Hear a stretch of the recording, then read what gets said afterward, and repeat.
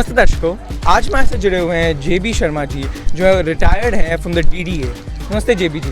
नमस्कार। कैसे हैं आप? बिल्कुल ठीक। हम शुरू करें? जी। मैं जानना चाहूँगा कि आप कहाँ से हैं और आप कहाँ बड़े हुए हैं? मेरी पैदाइश तो है दिल्ली के पास में सोनीपत से, लेकिन from the first standard onward जो है वो सारी पढ़ाई लिखाई मैंने यहाँ दिल्ली में ही की है। अच्छा।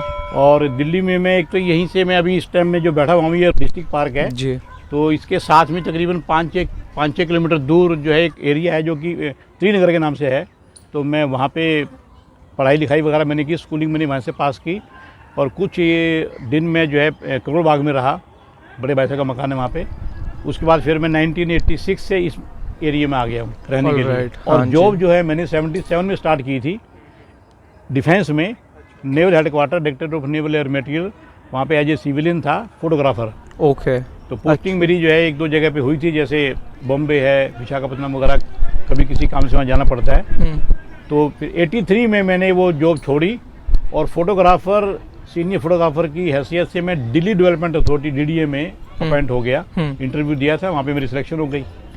तो वहाँ से फिर मैंने आगे अपना जो है फिर जो रिटायरमेंट मेरी हुई है 2015 अक्टूबर में 60 साल की उम्र में, तो मैं वहाँ से as a photographic officer PR cell जनसंपर्क अधिकारी के तौर पे वहाँ से मैं रिटायर हुआ। इस बीच में मेरा जो एक्सपीरियंस ये रहा कि जैसे मैंने 72 में हायर सेकेंडरी पास की थी, हमारे टाइम में हायर सेकेंडरी हुआ करती थी, उसके बाद में ये जो 10+2 आई है, तो मेरा मन ये था कि भाई मैं आगे कम से कम ग्रेजुएशन जरूर करूँ। लेकिन क्योंकि बड़े भाई साहब का हुक्म था कि नहीं कुछ काम पहले करो, तो मैंने फोटोग्राफी सीखी और फोटोग्राफी सीखने में मैंने तकरीबन 4 साल लगाए। जब 4 साल में मैं ज़्यादा एक्सपर्ट हो गया अपने आप में, तो वैसे तो कभी कोई एक्सपर्ट नहीं होता, लेकिन मुझे लगा कि अब मैं रोजी रोटी कमा सकता हूँ, तो फिर से मैंने कोर्सपोंडेंस कोर्स से ग्रेजुएशन में एडमिशन लिया दिल्ली यूनिवर्सिटी से, क्योंकि मेरे मन में था कि जब रोजी रोटी कमाने के लायक तो हो गया क्योंकि बड़े भाई का हुक्म था, लेकिन मन में ये थी कि मैंने ग्रेजुएट होना ही होना है। तो फिर मैंने 76 में एडमिशन लिया और उस एडमिशन के दम पे मैं ये आपके साथ में एक चीज़ मैं और शेयर करना चाहूँगा कि जब किसी चीज़ का समय मिले, मौका मिले, हो सकता है उसका फ़ायदा आज आपको नहीं मिल रहा हो, आपको लग रहा है कि आज मेरा फ़ायदा कुछ नहीं हो रहा है इसमें, तो मैं इसको क्यों सीखूं। लेकिन अगर कोई चीज़ सीखने का और करने का मौका मिल रहा है ना, उसको मत छोड़ो, आज नहीं तो कल वो आपको बेनिफिट देगा। बेनिफिट खाली शेप के भाई रुपए पैसे कमाने में नहीं, 2 आदमियों के बीच में बैठ के अगर आप अपनी बात को रखोगे, क्योंकि आपको उस चीज़ का एक्सपीरियंस है। तो मैंने जो मतलब पढ़ाई जैसे स्टार्ट की जी 4 साल के बीच में ब्रेक के बाद, अगर और कोई चाहता है तो वो कहता है भाई नहीं अब तो कोई जरूरत नहीं है। तो फिर मैंने जो अपनी पढ़ाई स्टार्ट की उसका मुझे ये फ़ायदा हुआ कि 76 में मैंने एडमिशन लिया, मेरा आइडेंटिटी कार्ड बन गया, कोर्सपोंडेंस कोर्स था यूनिवर्सिटी ऑफ दिल्ली। 77 में के स्टार्टिंग में जब मेरा इंटरव्यू हुआ डिफेंस में, तो उन्होंने पूछा, क्योंकि मैं वहाँ पे जो उस टाइम में जो फोटोग्राफर ज़्यादातर हुआ करते वो हायर सेकेंडरी पास थे या कोई 10वीं पास था, मेट्रिकुलेट था। तो जब मेरी बारी आई तो उन्होंने मुझे पूछा, जो हमारे कमांडर वगैरह थे, उन्होंने बोला कि आप की एजुकेशन क्या है। तो मैंने बोला सर वैसे तो मैं हायर सेकेंडरी हूँ, लेकिन जब मैं इसमें एक्सपर्ट हो गया फोटोग्राफी लाइन में, तो फिर मैंने दोबारा से एडमिशन लिया और मैं ग्रेजुएशन करूँगा यूनिवर्सिटी ऑफ दिल्ली से जी। उनको बड़ा अच्छा लगा, बोले एनी प्रूफ, मैंने उनको अपना आइडेंटिटी कार्ड दिखा दिया। तो मैं इस माध्यम से मैं आपको ये बताना चाहूँगा कि जब भी मौका मिले कुछ भी सीखने का, आपका उसमें पैसा खर्च नहीं हो रहा, आपका समय आपके पास है, बजाय ताश खेलने के या इधर उधर की गप्पे हारने के, उसकी बजाय मैं उसको खिलाफ नहीं हूँ। कोशिश ये करो कि अगर कुछ सीखने का मौका मिल रहा है ना, उसको सीखो जी। और उस टाइम को जो यूटिलाइज जो आज आपने किया है, जो आपने खर्च किया है ना, वो बाद में आपको बेनिफिट देगा ही देगा जी। ये मेरी लाइफ है। जय भगवान शर्मा मेरा पूरा नाम है, जेबी शर्मा शॉर्ट में बोलते हैं। और रिटायर मैं जिस महकमे से हुआ, जब मैंने वहाँ पे ज्वाइनिंग दी थी ना, तो वो मैं तो ऐसा नहीं मानता था, लेकिन लोगों का एक्सपीरियंस था कि वहाँ पे पैसा खूब चलता है, मतलब रिश्वत आती है जी, लेकिन आप यकीन करें कि मैं उससे ऐसा पाक साफ निकला। मैं ये नहीं कह रहा कि बाकी सब गंदे थे, मैं तो अपने आप का जिम्मेवार हूँ कि मैंने वहाँ पे कोशिश ये की कि अपने लिए भी कोई मकान नहीं लिया। अच्छा। यानी क्योंकि मेरे पास में पैसे नहीं थे और जहाँ पे मैं रह रहा हूँ वो बड़ी मुश्किल से कुछ जेवर वगैरह बेच बाज के प्लॉट खरीदा, बाद में उसको बनाया। तो मैं वहाँ से ये इस खुशी से निकला कि भाई मैंने जो है ज़िंदगी में अगर पैसा नहीं कमाया तो मैंने उसके अलावा काफ़ी कुछ कमा लिया। यानी मन की शांति, बच्चे मेरे एजुकेटेड हो गए। आज एक मेरा बेटा यूरोप में है, वो वहाँ पे ट्यूटर है, और एक मेरी बेटी है वो बहुत अच्छी पहले जेट एयरवेज में लगी थी, और जैसे जैसे उनका टाइम आता गया, क्योंकि मेरा मानना यह है क्योंकि मेरे पास में इस तरह की कोई इनकम थी नहीं, या मैंने कमाई नहीं, या मैंने सिर्फ जो नाम कमाया या प्रभु का आशीर्वाद लिया, उसकी वजह से मैं कामयाब हूँ, मेरे बच्चे कामयाब है, मेरा स्वास्थ्य ठीक है। Now I am completing 66 in this year, तो अदरवाइज मैं भगवान की वजह से पूरा फिट हूँ, नो प्रॉब्लम वंडरफुल, किसी भी किस्म की। वंडरफुल। आप बताएंगे कि आपने अपनी लाइफ में क्या सीखा है, क्या आपके एक्सपीरियंसेस से आपने जाना है कि ये बात ज़रूरी है जीवन में फॉलो करना? सबसे बड़ी बात तो ये है कि कर्म, अगर आप खाली पूजा करते रहोगे और कर्म नहीं करोगे तो वो बेकार है। जैसे कि मान लो कि मैं अगर ये कह दूं कि मैं इतनी देर का पाठ करने के बाद में मैं जाकर के अपना एग्ज़ाम दे दूंगा, हाँ। और रात को या 3 दिन से मैंने पढ़ाई नहीं करी, तो वो जो देवी देवता अपना आशीर्वाद तो दे देगा, लेकिन वो किसको देगा, क्योंकि मेरे अंदर वो चीज़ तो है नहीं जी। जैसे अगर कोई रेस हो रही है तो बगप जो लोग बाग जो वहाँ पे करते हैं ना, वो आगे दौड़ने वाले को करते हैं, पीछे वाले को सिर्फ हौसला बढ़ाने के लिए उसका नंबर आता है तो करते हैं। जो आगे दौड़ रहा है ना, क्योंकि उसको पता है ये दौड़ लेगा और ये अपना अचीवमेंट ले लेगा, तो उसको वो बगप करते बगप, और उसके अंदर भी और जोश आ जाएगा, ठीक है कि नहीं। तो फर्स्ट सेकंड थर्ड में वो लोग ही आते हैं कि जिनको लोगों का और प्रभु का आशीर्वाद मिलता है, खुद में काबिलियत होती है। और वो लास्ट वाले को अगर उन्होंने मालो बगप किया तो वो फर्स्ट कैसे आ जाएगा। इसलिए जो भी जब आप साथ में पूजा पाठ नियम कायदे, अपने माँ बाप का कहना मानना, पढ़ाई करना, वो आप जरूर करें, लेकिन साथ में कर्म भी करें।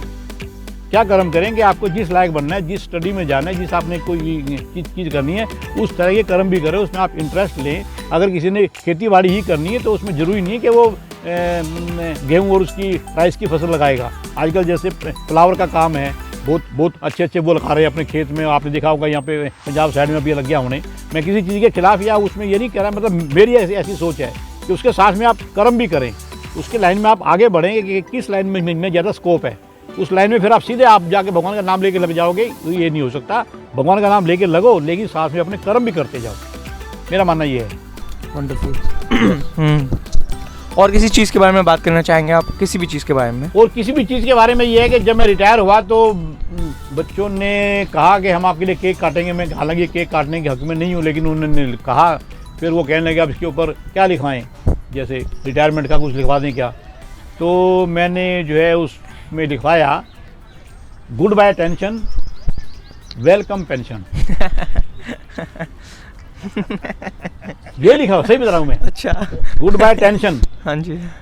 टेंशन का मतलब ये है कि जो भी अब हमारी जो कमाई उमाई होनी थी, जो हमने मेहनत करनी थी, उसमें थोड़ी बहुत तो होती है टेंशन।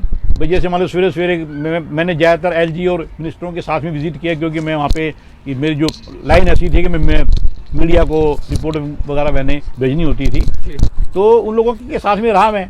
तो थोड़ी बहुत तो होती है टेंशन, भाई अर्ली मॉर्निंग जाना है, ये करना है, वो करना है। लेकिन जब पेंशन आनी शुरू हो जाएगी तो फिर वेलकम पेंशन है। हाँ जी। पहले भी और कोई कमाई नहीं थी, और जब पेंशन स्टार्ट हुई तो आप यकीन करें कि मैंने उसके बाद में एक नया पैसा भी कमाने की नहीं सोची कि मैं पैसा वहाँ लगाऊंगा, प्रॉपर्टी ले लूँगा, 10 की 11 की हो जाएगी, 12 की हो जाएगी, ये होगा वो होगा। इस तरह का मेरे पास में जो ये एक मकान है, जिसको मैंने बड़ी अपनी मेहनत से जेवर बेच के बनाया था, इसके अलावा कहीं कोई एक ईंट भी नहीं है, और मैं इसमें बड़ा खुश हूँ।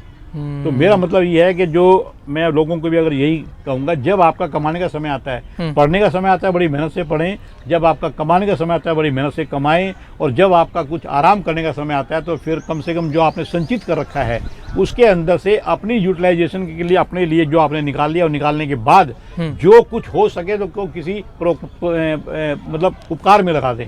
उपकार का मतलब ये है कि जो आपको लग रहा है कि हाँ ये वास्तव में आगे बढ़ सकता है। एक मैं बिल्कुल छोटी सी बात बताना चाहता हूँ। जब मैं डिफेंस में था, तो मेरा रूट था राष्ट्रपति भवन के पास में मेरा ऑफिस था, वो करोड़ बाग में मेरी थी रिहाइश। तो मैं वापस आता था, साइकिल से जाना, साइकिल से आना। क्यों? क्योंकि एक तो उसमें पैसे बचते थे, दूसरा टाइम की पंक्चुअलिटी रहती है, बस कभी लेट हो सकती है, साइकिल लेट नहीं होगी। तो जब मैं वापस आता था तो एक यहाँ पे पुचकुए रोड के पास में एक बुजुर्ग आदमी, जैसे उस टाइम में बात है जो 78-9 में, तो वो मुश्किल से मतलब 10-15 रुपए का सामान रख के बैठता था, एक छोटे से पेड़ के नीचे बैठता था वो अपना बेचने के चक्कर में। एक दिन उसकी जो वाइफ है जो वो भी क्योंकि ओल्ड लेडी थी, वो उसके पास में आकर के बैठी, वो उसके लिए खाना लेके आई थी। तो मैं साइकिल पे आमतौर पे वहाँ रुक जाया करता था उसको देखने के लिए इसके पास में कौन कौन से ग्राहक आते हैं। अच्छी बात ये थी वो ये पान बीड़ी सिगरेट गुटखा नहीं बेचता था, बच्चों के लिए टॉफी हो गई और कोई चीज़ हो गई जैसे चिंगम हो गई, ऐसी चीज़ें जाता था, या फिर वो राम लड्डू हो गए, दूसरे लड्डू हो गए, ऐसी चीज़ें। तो मैंने उसको एक दिन पूछा, आप इसमें टोटल ये इसमें कितना आपने ये इन्वेस्टमेंट कर रखी है, कितना पैसा लगा रखा है? बोला बाबूजी 20 रुपये से ही ज़्यादा का नहीं होता ये, और मैं आमतौर पे 10 रुपये के आसपास में कमा लेता हूँ पूरे शाम तक। मैंने पूछा, बोला हाँ जी। तो मैं कहा चलो अच्छा कोई बात नहीं, अभी कोई आपको सामान देने वाला आएगा? बोला हाँ, बाई चांस की बात है वहाँ पे आ गया। तो मैंने उसको बोला कि जितना का ये सामान मांग रहे हैं ना, इतने रुपए का इनको और दे दे। बोला कि फिर पैसे कौन देगा?